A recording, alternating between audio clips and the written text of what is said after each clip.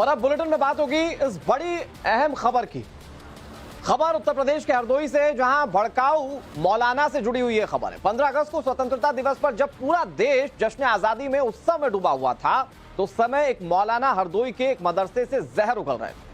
आजादी पर इन्होंने जमकर अनाप शनाप बयानबाजी की। बच्चों और आसपास के लोगों में उन्होंने कैसे जहर भरा, इसका वीडियो हम आपको दिखाने जा रहे हैं। दरअसल हरदोई के मौलाना का यह विवादित वीडियो है, जहां 15 अगस्त के मौके पर यानी कि स्वतंत्रता दिवस के मौके पर जहरीली बयानबाजी इन्होंने मदरसे से की। ये कह रहे हैं कि ऐसी आजादी पर हम आज भी लात मारते हैं। मौलाना अब्दुल रहमान जामई का यह विवादित बयान है। लाल पीर मस्जिद के मदरसे में इन्होंने यह बयान दिया। 15 अगस्त को स्वतंत्रता दिवस के मौके पर मदरसों में तिरंगा फहराए जाने का सरकारी आदेश जारी हुआ था, जिसके बाद उत्तर प्रदेश के हरदोई जिले के गोपामऊ में मदरसे का यह वीडियो सामने आ गया। मौलाना अब्दुल रहमान जामई के भाषण का यह वीडियो 7 मिनट का है। इसमें ये मौलाना साहब ये कहते हुए सुनाई दे रहे हैं कि हम ऐसी आजादी पर कल भी लात मारते थे, आज भी लात मारते हैं। उन्होंने आगे कहा कि हमारी मजहबी आजादी छीनी जा रही है, मुस्लिम पर्सनल लॉ बोर्ड में बदलाव की कोशिश की जा रही है। इस बात से भी उन्होंने लोगों को भड़काने की कोशिश की। दोस्तों, आज हमारी तारीख को मिटाने की कोशिश की जा रही है। जंग आजादी की तारीख से मुसलमानों के नामों को निकाला जा रहा है। आज हमारे कारनामों को भुलाया जा रहा है। इस्लाम के जनाजे निकाले जा रहे हैं, कुर्बानी पर पाबंदी लगाई जा रही है, कब्रिस्तानों पर कासमाना कब्जा किया जा रहा है, लाउड स्पीकर पर आज़ान के खिलाफ मुकदमाबाजी हो रही है, खुदाई कानून और कुरानी दस्तूर और मुस्लिम पर्सनल में तरमीम की कोशिश की जा रही है। ये किसी जमहूरियत, कैसी जमहूरियत है? ये कैसी आजादी है? मुसलमानों की मजहबी मामलात में मदाखलत जारी है। अगर आजादी इसी का नाम है तो ऐसी आजादी के हम तरफदार नहीं है। ऐसी आजादी पर हम तो कल भी लात मारते थे और आज भी लात मारते हैं। हमें मजहबी आजादी चाहिए, हमें कुरान की आजादी चाहिए, हमें जान माल की हिफाजत चाहिए, हमें इज्जत व आबरू की हिफाजत चाहिए, हमें इबादत गाहों की हिफाजत चाहिए, हमें शायर इस्लाम की हिफाजत चाहिए। नौजवान दोस्तों, ये क्या जमहूरियत का खून नहीं है? अच्छा, इस पूरे मामले में एक दिलचस्प बात यह है कि मौलाना साहब को उगलना जहर था, फिर भी वो फर्रे पर सब कुछ लिख कर लाए थे और बाकायदा पढ़े जा रहे थे। लेकिन मौलाना अब्दुल रहमान जामई को आपने सुना, ये यही नहीं रुके थे। उन्होंने मदरसे के बच्चों में खूब जहर भरने की कोशिश की। उनके दिमाग में वो सब कुछ बैठाने की कोशिश की जिसका सच्चाई से दूर दूर तक कोई नाता नहीं है। सुनिए सर। आज हिंदुस्तान में यही हो रहा है, हमसे मजहबी आजादी छीनी जा रही है, मुस्लिम पर्सनल में तरतीब की कोशिश की जा रही है।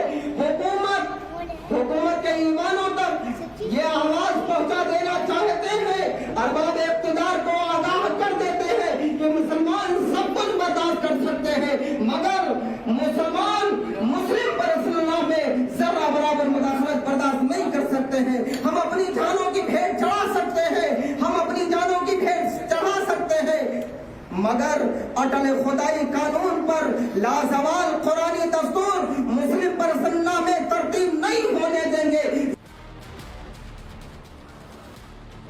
मौलाना अब्दुल रहमान जामई ने ऐसे ऐसे आरोप मढ़े जिसे सुनने के बाद आप भी हैरत में पड़ जाएंगे। और क्या कह रहे हैं वो आपको सुनाते हैं।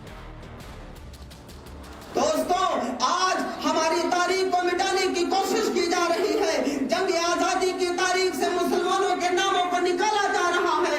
आज हमारे कारनामों को भुलाया जा रहा है और सितम वाला सितम ये है कि हमसे ये सवाल किया जाता है कि तुमने हिंदुस्तान को क्या दिया है।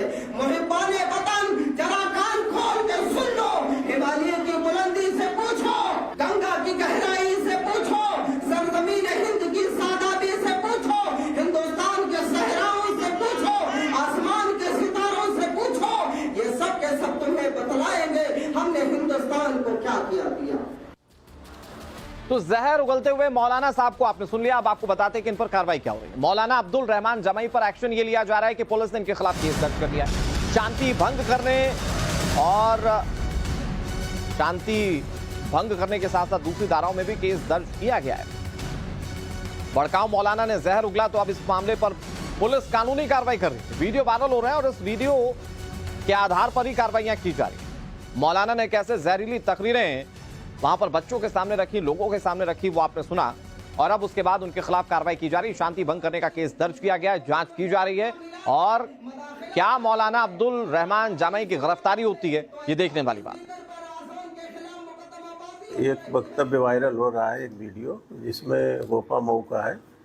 इसमें तथ्यों की जांच करके तथ्यों के आधार पर आवश्यक विधिक कार्रवाई की गई है। क्या कार्रवाई की गई? इसमें सीआरपीसी के अंतर्गत कार्रवाई की गई। तो किस धारा में कार्रवाई की जा रही है, ये पुलिस प्रशासन की ओर से जानकारी दी गई। हमारे साथ विनोद ज्यादा जानकारी के साथ जुड़ गए हैं। विनोद, मौका आजादी का था जब पूरा देश आजादी के जश्न में डूबा हुआ था, लेकिन मौलाना साहब जहरीली तकरीरें कैसे लोगों तक पहुंचा रहे थे, उसके वीडियो सामने आए। लेकिन सवाल ये उठता है कि आखिर ये वो कौन लोग हैं जो देश के इतिहास को, इतने स्वर्णिम इतिहास को लोगों तक नहीं पहुंचाना चाहते, वो अपने तरीके से लोगों को इसके दूसरे मायने समझाते हैं। देखिए, उत्तर प्रदेश में ये बाकायदा डायरेक्शंस हैं कि जितने भी मदरसे हैं वहाँ 15 अगस्त को होस्ट जो है फ्लैग होस्टिंग होगी, यानी झंडा रोहर होगा। और सारे बच्चे बाकी जैसे स्कूलों में आते हैं वैसे ही सारे मदरसे के बच्चे भी स्कूलों में मदरसों में होंगे और वहाँ झंडा रोहर होगा।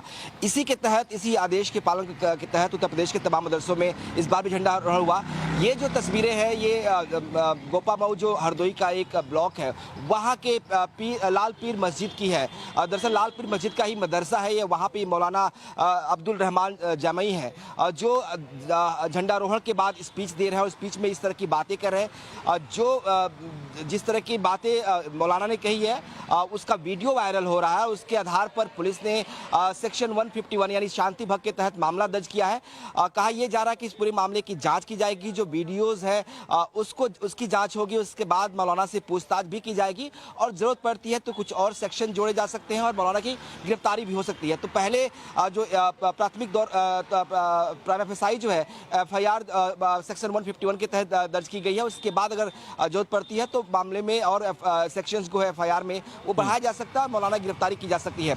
ये फैक्ट है और कानूनी पहलू है। लेकिन दूसरा जो सवाल था आपका कि आखिर इस तरह की बोल के पीछे मकसद क्या है, देखा जा रहा पिछले कुछ दिनों कि एक लगातार ट्रेंड चल रहा है। जो ऐसे लोग हैं जो मदरसों में जो दीनी तालीम दी जाती थी उसको लेकर सरकार ने पहल की, कहा कि बच्चों को सब कुछ पढ़ाया जाएगा, उन्हें सिर्फ दीनी तालीम नहीं दी जाएगी, बाकी देश दुनिया की जो तालीम है वो भी उन्हें दीनी तालीम के साथ दी जाएगी। यानी बच्चे कंप्यूटर भी पढ़ेंगे, साइंस भी पढ़ेंगे और दीनी तालीम लेना चाहते हैं तो वो भी ले सकते हैं। इससे बहुत सारे ऐसे मौलाना हैं जो ऐसे मदरसों को संचालित करते हैं, उनको दिक्कतें हो रही हैं। आपने को याद होगा कि उत्तर प्रदेश में तमाम मदरसों के सर्वे कराए गए, कितने इलीगल मदरसे हैं और वहाँ पे शिक्षा व्यवस्था कैसी है। ऐसे में कहीं ना कहीं इनको ज्यादा दुख है और शायद यही एक बड़ी वजह है कि स्वतंत्रता दिवस के मौके पर। लेकिन ये जो तकरीरें सामने आएंगी ये बताता है कि हो सकता है कि प्लान्ड तरीके से हो, क्योंकि हमारे समाज में अगर समाज को निर्माण करना है तो सबसे निचले तबके में ये बच्चे आते हैं, ये छात्र आते हैं, जिन्हें जो सिखाया जाएगा, जो समझाया जाएगा, जो पढ़ाया जाएगा वो वही सीखेंगे। अब और शायद उन्हें टारगेट करके जानबूझकर इस तरह के मौलाना जो है इस तरह की जहरीली तकरीरें जो है वो पढ़ रहे हैं। बिल्कुल सही कहा आपने। बच्चे वही सीखते हैं जो बचपन में उन्हें बताया जाता है, वो उनकी ज़िंदगी भर के लिए वो सीख होती है। अगर मदरसों में बच्चों को इस तरह की भाषा के इस तरह की बातें बताई जाएंगी, अगर मौलाना इस तरह की बातें मदरसों के अंदर कहेंगे तो इसी को लेकर विरोध भी उठता है। आपको याद होगा कि जो सवाल उठते थे इसी बात को लेते कि मदरसे इतने प्रोटेक्टिव क्यों हैं, उनको बाहरी दुनिया से छुपा के क्यों रखा जा रहा है। अब जब तस्वीरें सामने आने लगी हैं, जब वीडियोज आने लगे हैं तो लगता है कि शायद यही वजह थी कि मदरसों को इतना प्रोटेक्टिव किया गया था, इस तरह से छुपा गया था। कोई बाहरी शख्स मदरसे के अंदर क्या हो रहा है, उन्हें क्या तालीम दी जा रही है, नहीं जान पाए। अगर मौलाना जिन पे जिम्मेदारी है कि वो बच्चों को बेहतर शिक्षा दें, उनको देशभक्त, अच्छा नागरिक बनाए, अगर वो इस तरह की भाषा कहते हैं, देश को बांटने वाली बातें करते हैं, स्वतंत्रता दिवस के मौके पर ऐसी बातें करते हैं, तो जाहिर सी बात है उनके खिलाफ कार्रवाई होनी चाहिए और पुलिस इस पूरे मामले में इन्वेस्टिगेट भी कर रही है। और ना सिर्फ जहरीली तकरीरें बल्कि इतिहास से भी छेड़छाड़ मौलाना साहब कैसे कर रहे थे वो सबने देखा। शुक्रिया विनोद। कार्रवाई को लेकर आपसे आगे भी तमाम अपडेट्स हम लेते रहेंगे।